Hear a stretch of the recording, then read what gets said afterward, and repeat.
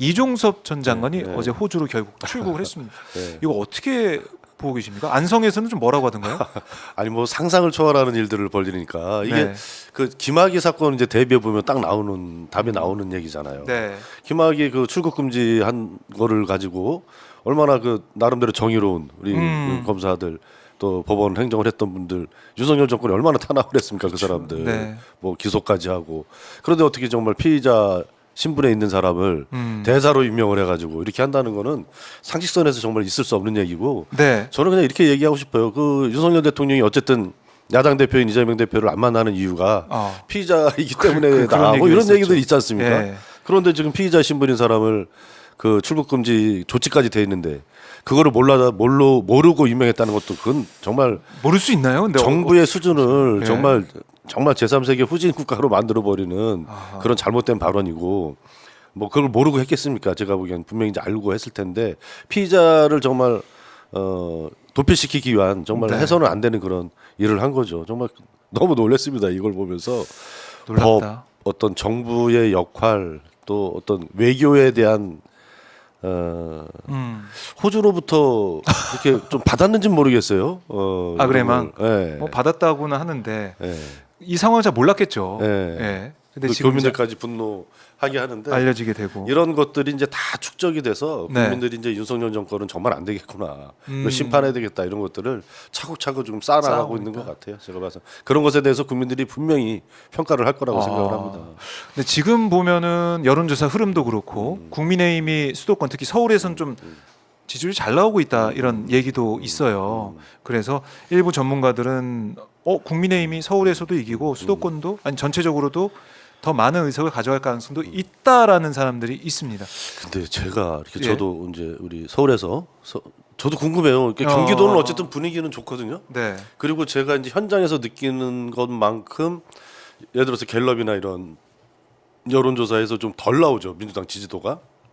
제가 현장에 느낄 때는 그거보다 좀 훨씬 괜찮은데. 네. 근데 서울은 너무 이제 현격히 안 좋은 조사들이 많잖아요.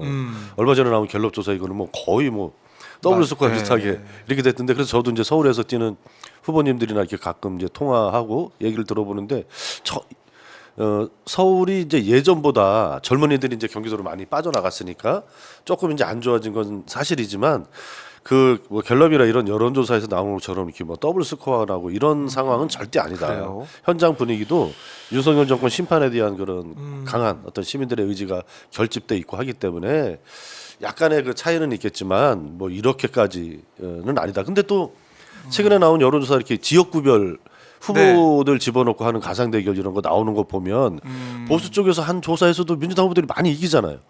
오늘도 보니까 이제 수원에 뭐 김영진 의원 지었고 네. 뭐 여러 군데 한 대여섯 군데 맞아요. 했던데 네, 네. 그런 정당 지지도면 이길 수가 없는 거거든요 후보들이. 근데 또 이렇게 높게 나오는 이제 민주당 후보가 높게 나오는 거 보면 뭔가 좀 여론조사가 좀 그래요. 저는 그런 생각이 개인적으로 들더라고요. 지난번 2010년 지방선거 때 네. 오세훈 시장이 네, 한명숙 2010년. 네. 전 총리 이길 때 네. 그때 여론조사 생각해 보면 거의 뭐 그렇죠. 많이 지는 걸로 나왔는데 네. 0.6% 포인트 네. 차로 오세훈 시장이 네. 말 그대로 신승했습니다. 그렇죠. 그때 또 오세훈하고 또 정세균 대표님 네. 종로에서 국회의원 선거였죠. 국회의원 네, 맞아요. 붙었을 그때 때도 뭐 다 됐다고 다른 지역 유세 다니고 그랬잖아요 오세훈. 근데 아주 크게 이기셨어요 그때. 그러니까 물론 이제 그때는 안심번호가 도입되기 전이고 뭐 이렇긴 하지만 그래서 여론조사하는 사람들은 지금은 안심번호가 다르다, 도입돼 뭐, 있어서 네. 뭐 그런 건 아니다. 근데 너무 다른 결과가 우리 네. 여론조사 꽃하고 이걸 보면 너무 달라도 너무 다르잖아요. 그러니까 어느 한쪽은 총선 끝나고 한번. 예. 그러게요. 완전히 이제 여론조사 흐름 따라 갈 것인지 아니면 다른 경우가 나올 것인지 봐야 될 것 같은데 결국에는 윤석열 정권 심판 정서는 깔려 있다. 이렇게 보시는 거네요. 네. 오늘도 보면 이재명 대표가 최고위원회에서 어떤 얘기를 했냐면 5가지 실정을 얘기하더라고요. 이채양명주 들어보셨어요? 네. 그 안진걸이 만든 거 아니에요? 그거? 아 그래요? 저는 거기서 처음 들었는데. 저는 오늘 처음 들었는데. 아 그래요? 네. 아니면 많이 이제 안진걸 선배가 만들었는지 입에 딱 확인해 봐야 붙어가지고. 되는데 네. 이재명 대표 언급을 했습니다. 네, 오늘. 네, 네. 그래서 4월 10일은 심판의 날이다. 국민이 승리한 날이다. 이채양명주 5대 실정을 심판해야 된다. 이렇게 얘기를 했어요. 네. 자 이재명 대표 메시지가 점점 세지는 것 같아요. 그래서 예, 예. 사이다 이재명이 돌아왔다 이런 평가도 일각에서 나오고 있는데 사실은 우리 후보님이 대선 당시 총괄 팀장 메시지 총괄 팀장을 예. 해보셨잖아요. 예. 지금 이재명 대표의 메시지 어떻게 보고 계십니까? 지금 뭐 저는 이제 전반적으로 긍정적으로 평가를 합니다. 그러니까 제 주변의 사람들이 저한테도 이제 많이 물어봐요. 그러니까 제가 이제 그 메시지 그러니까요. 총괄팀장 많이 물어봤을 것 같아요. 진짜. 말글을 쓰니까 네. 대표님이 이제 이렇게 왜 사이다 발언 이런 거 안 하냐 요새. 맞죠. 네, 근데 답답하다 이런 얘기. 저는 긴 틀에서 큰 틀에서 길게 보면 잘하고 있는 거다. 어. 오히려 이제 성남시장 저 이제 경기도지사 할 때 행정에서는 굉장히 큰 성과를 내고 정치적으로는 그때 이제 소수파였기 때문에 사이다 발언을 하면서 이제 정치적인 인지도를 높이고 네. 이런 과정을 해 오셨던 거죠. 근데 지금은 민주당의 주류 세력이에요. 그리고 대선에 이제 출마했던 대선 후보고 네. 그리고 당 대표를 하고 있는 상황에서 사이다 발언 그리고 이제 한동훈처럼 즉각적으로 현안에 대해서 입장 내고 예. 이런 것이 장기적으로 이미지를 긍정화하는데 좋지 않다. 아. 그래서 오히려 진득하게 좀 느리다. 너무 묵직한 거 아니냐, 진중한 거 아니냐라는 말을 좀 듣더라도 네. 그렇게 가는 것이 길게 봐서 대선 국면까지 가는 데 있어서 이재명 대표한테 잘못 씌워진 그런 이미지들 이런 거를 이제 극복하고 그러는데 훨씬 더 효과적이다. 저는 이렇게 생각이 들고 네. 그러나 이제 지금은 이제 공천 과정이 이제 마무리되고 본격적인 경쟁 국면이 시작이 된 거지 않습니까? 지금부터는 발언이 이제 세질 수밖에 없죠. 그 세지는 그 근간에는 네. 시스템 공천의 성과에 대한 자신감 이런 것들이 있는 거예요. 본인 스스로가 어떤 사적인 어떤 정무적인 판단을 개입시켜서 일부 어떤 그런 지역구에서 정말 잘못된 평가를 했다거나 막 네. 잘못된 공천을 했다거나 이러면 본인의 발언에 이제 힘이 실리지 않죠. 그러나 지금 이제 공천이 거의 막바지에 이르렀지만 아까 말씀하신 대로 네. 오히려 이제 공천 잡음이라고 하는 것이 저도 이제 예전에 뭐 전략 공천 이런 것도 많이 해보고 그랬는데 예전에 비하면 굉장히 지금 덜한 거예요. 이 잡음이라고 하는 것이. 예전 같으면 벌써 국회 기자회견장 이제 아수라장이 몇 번 됐고요.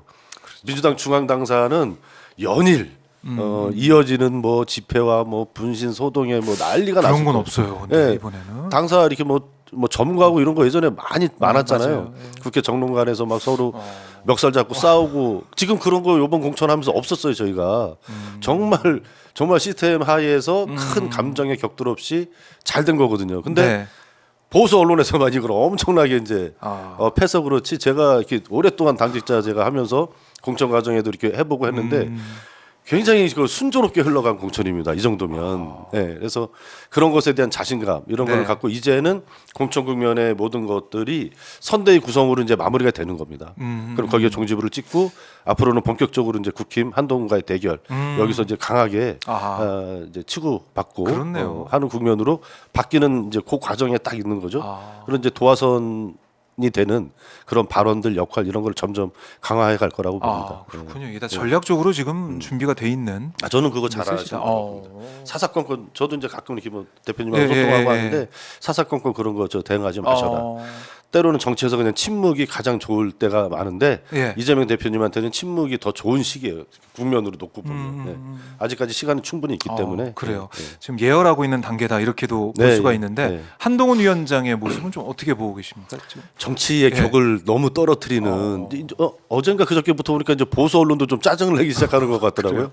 너무 그 질의에 대한 답변 태도가 똑같다 이렇게.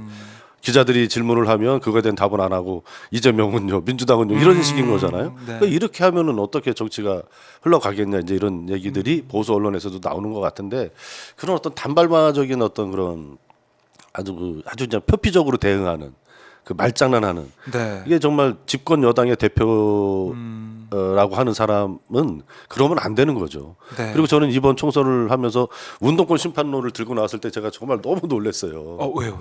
이거 여당이잖아요, 여당. 여당. 지금까지 아무리 뭐 전두환 정권이 누가 됐든 간에 여당의 총선 전략이라고 하는 것, 슬로건이라고 하는 것은 무조건 민생이어야 되는 거예요. 여당은 모든 권력을 가지고 있는 세력이기 때문에 네. 우리를 뽑아주시면 우리가 이러이런 정책으로 민생을 안정시키고 나라를 부강하게 만들겠습니다. 그래서 우리는 이번 총선에서 핵심적으로 이 정책을 네. 내세웁니다. 이게 이제 가장 기본인 거거든요. 뭐를 없애겠다, 싸우겠다 이거는 야당의 슬로건인 거죠. 야당은 정권 심판해야 된다. 왜? 정권이 이런 일을 잘못했기 때문에 네. 이거는 야당의 저 슬로건일 수밖에 없는 거예요. 근데 집권 여당이 누구라고 특정하기도 쉽지 않은 운동권 심판을 하겠다. 권력을 다 갖고 지금 심판하면 되는 거잖아요, 그냥. 그렇죠. 국민들의 동의를 구할 일이 아닌 거예요, 네, 그거는. 네. 그 야당이 지금 할 얘기인데. 이미 그렇게 해왔고 민주당, 야당은 때려잡기 위해서 얼마나 많은 정말 검사들 투입해서 하고 있어요. 지금 하고 있는 거란 말이에요. 네. 그런 얘기를 딱 들었을 때 국민들은 그런 거죠. 그 운동권을 심판해. 그럼 니네가 검찰 권력하고 다 갖고 있으니까 그냥 하면 되는 거지. 그걸 왜 국민들한테 표를 달라고 해서 국회 저거를 해서 하려고 그래. 그건 잘못된 거죠. 여당이면 최소한 국민들의 삶을 안정시키고 나라의 미래를 위해서 우리가 무엇을 하겠다라고 하는 것이 기본 프레임으로 장착이 돼야 되는데 저는 그 프레임은 완전히 잘못 선정된 거다. 이 국민의힘에도 그 전략가들이 많이 있을 있잖아요. 텐데요. 그분들의 말을 안 듣는 것 같아요. 그냥 자기가 아침에 일어나서 그냥 생각나는 대로 그냥 막 떠들고 다니는 것 같아요. 제가 보면 전혀 정제돼 있지 않고 이렇게 포괄돼 있지 않고 네. 기존에 국민의힘에서 주장해 왔던 바 그런 보수 정당에서 주장해 왔던 어떤 그 역사들이 있잖아요. 이런 것들을 되돌아보지 않고 자기가 그 역사를 잘 모르잖아요. 그럼 공부를 해야 되고 주변에 전략가나 전문가들한테 얘기를 들어야 되는데 네. 그거 없이 이제 자기가 막 내뱉다 보니까 이제 말이 막 꼬이는 거죠. 민주당 공천에서 뭐 저번에 보니까 뭐 무슨 뭐 음주운전 뭐 이런 거 하는데 네. 자기네는 더 많고 막 이제 이런 일들이 자꾸 이제 정치부 기자들한테 대치기 당할 수밖에 그렇죠. 없는 자충수를 계속 두고 있는 것 같아요. 제가. 자충수를 두고 있다. 그리고 기본적으로 집권 여당의 어떤 비대위원장 대표급이잖아요. 거기서 이제 해야 될 국민들에 대한 예의, 도덕 기본이 안 돼 있다고 저는 생각을 합니다. 예. 그래요. 알겠습니다. 양 대표를 지금 비교를 해봤는데 국민들의 판단은 또 어떻게 표로 나타날지 저희가 지켜보도록 하겠습니다. 자, 벌써 뭐 저희가 시간이 다 꽤 오랜 시간 이렇게 말씀을 네. 나눴는데요. 거의 3시가 다 돼갔는데 네. 끝으로 저희 시청자분들께 못다한 말씀이나 꼭 하고 싶은 말씀이 있다면 저희가 듣고 마무리 좀 해보도록 하겠습니다. 네. 예, 이제 저도 이제 뭐 야당에서 뛰니까 일단은 이번 총선을 통해서 왕조 이제 봉건 국가로 돌아가는 대한민국을 막아주셔야 된다. 이런 좀 부탁을 우리 시민들 또 시청자 여러분께 드리고 싶고 이번 선거는 저희가 야당이지만 대한민국의 미래를 또 준비하는 선거라고 생각을 합니다. 우리 민주당이 이제 산업화, 대한민국 산업화 또 이어서 이제 민주화를 이뤄냈는데요. 앞으로 우리가 가야 될 기본 방향이 저는 이제 기본 사회를 건설하는 방향으로 가야 된다 이렇게 생각을 하거든요. 그래서 이번 총선에서 민주당이 과반 이상 하게 되면 윤석열 정권 심판과 견제뿐만 아니라 산업화 민주화 이후에 대한민국의 갈 방향이 무엇인지에 대해서 국민적인 어떤 담론을 형성할 수 있는 그리고 이제 희망하건대 그것이 기본 사회를 만들자 이런 쪽으로 좀 모아지고 그것이 다음 대통령 선거에 시대 정신이 되면 좋겠다 이런 말씀 드리고 싶고요. 특별히 우리 안성 시민 여러분들 또 당원분들께 이제 이번에 민주당 후보로 이렇게 선택해 주셔서 감사드리고 우리 시민들의 오랜 꿈인 GTX-A 급행전철 안성역 유치를 위해서 제가 지금까지 갈고 닦은 실력을 다 역량을 모아서 반드시 해내겠다 이런 다짐의 말씀드리면서 많은 지지와 성원 부탁드리겠습니다. 감사합니다. 네, 후보님 말씀 잘 들었습니다. 저희가 계속해서 지켜보겠습니다. 네, 네, 네. 고맙습니다. 예, 감사합니다. 예.